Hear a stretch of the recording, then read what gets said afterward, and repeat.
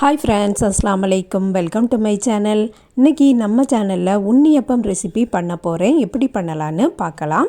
First ஒரு mixer jar எடுத்து அதில் 2 வாழைப்பழம் தோல் நீக்கிட்டு சேர்த்துருக்கேன். இதை பொடி பொடியாக கட் பண்ணிவிட்டு நல்லா ஃபைன் பேஸ்ட்டாக அரைச்சி எடுத்துக்கலாம். தண்ணீர் எதுவுமே சேர்க்காம தான் அரைச்சி எடுத்து வச்சுருக்கேன். இனி ஒவ்வொரு இன்க்ரீடியன்ஸாக சேர்த்துடலாம். 1 கப்பு அரிசி மாவு எடுத்து வச்சுருக்கேன், அதாவது இடியாப்ப மாவு. பழம் பேஸ்ட்டு கூட கொஞ்சம் கொஞ்சமாக மாவு போட்டு மிக்ஸ் பண்ணிக்கிடலாம். இந்த உன்னியப்பம் கருப்பட்டி போட்டு தான் நான் செய்ய போகிறேன். இந்த ஸ்வீட்டுக்கு தக்கன நான் கருப்பட்டி எடுத்து பொடிச்சு கொஞ்சமாக தண்ணீர் ஊற்றி காய்ச்சி எடுத்து வச்சுருக்கேன். அதாவது கருப்பட்டி கரையது வர காய்ச்சி எடுத்து வச்சுருக்கேன். பாகுபதம்லாம் வர வேண்டியதில்லை, நல்லா ஃபில்டர் பண்ணி எடுத்துக்கலாம். பச்சரிசியை ஊற வச்சு மாவாட்டு திரிச்சும் செய்யலாம், ஆனால் இப்படி செய்தால் ரொம்பவே ஈஸியாட்டு இருக்கும். நம்ம சேனலை இப்போ தான் ஃபஸ்ட் டைம் பார்க்குறீங்கன்னா சப்ஸ்கிரைப் பண்ணிவிட்டு பாருங்கள். என்னோடய வீடியோ பிடிச்சிருந்தா வீடியோவுக்கு ஒரு லைக்கும் பண்ணிடுங்க. இனி எல்லா மாவையுமே சேர்த்துடலாம். இடியாப்ப மாவு நல்ல பவுடராக இருக்கிறதுனால நான் கொஞ்சமாக ரவையும் சேர்த்துருக்கேன். 1 டேபிள் ஸ்பூன் போல் சேர்த்துக்கிட்டால் போதும். ஃப்ளேவருக்காக வேண்டி கொஞ்சம் ஏலக்காய் தூளும் கொஞ்சம் சுக்குத்தூளும் சேர்த்துடலாம். கொஞ்சமாக உப்பும் சேர்த்துடலாம்.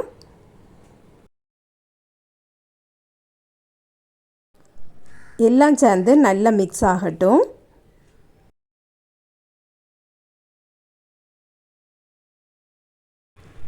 நல்ல மிக்ஸ் ஆனதுக்கு அப்புறமா கருப்பட்டி பாகு எடுத்து வச்சுருக்கோம், அதை ஊற்றிடலாம். நல்ல சூடோடியே ஊற்றிடணும். 1 கப்பு மாவு போட்டதுனால நான் 1/2 கப்பு போல் கருப்பட்டி போட்டு தான் உருக்கி எடுத்து வச்சுருக்கேன்.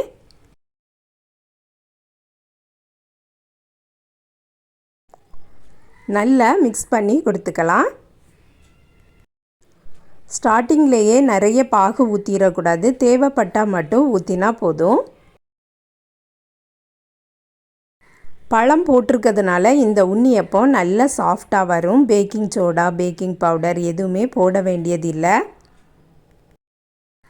பேட்டர் பார்த்திங்கன்னா திக்காக தான் இருக்கணும், லூஸ் ஆட்டெலாம் இருக்கக்கூடாது. 1 டீஸ்பூன் கருப்பு எள்ளும் சேர்த்துக்கிடலாம். துண்டு துண்டாக வெட்டின தேங்காயும் நெய்யில் தாளித்து இது கூட போடலாம். நான் அதை சேர்க்கலை. கன்சிஸ்டன்சி பாருங்கள், இப்படி தான் இருக்கணும். இதை கொஞ்ச நேரம் வைக்க வேண்டியதெல்லாம் இல்லை, உடனேயே பொரிச்சிடலாம். குழிப்பணியார சட்டியில் எண்ணெய் ஊற்றி வச்சுருக்கேன். எண்ணெய் நல்லா ஹீட் ஆயாச்சு. இந்த மாதிரி கொஞ்சம் கொஞ்சமாக ஊற்றிடலாம். ஸ்கூல் விட்டு வரக்கூடிய பிள்ளைங்களுக்கு ஈவினிங் டைம் ஸ்நாக்ஸ் ஆட்டு கூட இதை கொடுக்கலாம். நல்ல டேஸ்டியாக இருக்கும், ஹெல்த்தியானதும் கூட. இதில் நம்ம சீனி எதுவுமே சேர்க்கலை, கருப்பட்டி தான் சேர்த்துருக்கோம். 2-3 நாள்லாம் இருக்கும், கெட்டும் போகாது. எல்லா குழியிலையும் ஊற்றதுக்குள்ளாகவே ஃபஸ்ட்டு ஊற்றுனது குக் ஆயிரும். ஃபஸ்ட்டு ஊற்றுனதை திருப்பி போட்டுக்கிடலாம். நல்லா ஃப்ளஃபியாக வந்திருக்கு பாருங்கள். அரிசி மாவுக்கு பதில் கோதுமை மாவில் வேணால் கூட செய்துக்கிடலாம். இது சீக்கிரமாகவே குக் ஆயிரும், அதனால் படப்படான்னு திருப்பி போட்டுடலாம்.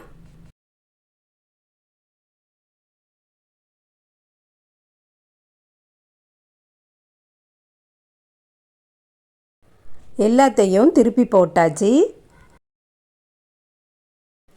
2 சைடும் குக் ஆனதும் எடுத்துடலாம். இது நல்ல ஹீட்டாட்டு இருக்கும், ஹீட்லேயே கூட கொஞ்சம் குக் ஆயிரும். இந்த ஸ்நாக்ஸை 10 நிமிஷத்துலேயே செய்திடலாம்.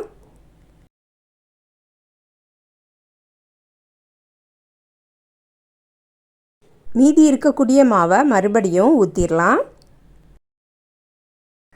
1 கப்பு மாவுக்கு 20-25 போல் உன்னியப்பம் வரும்.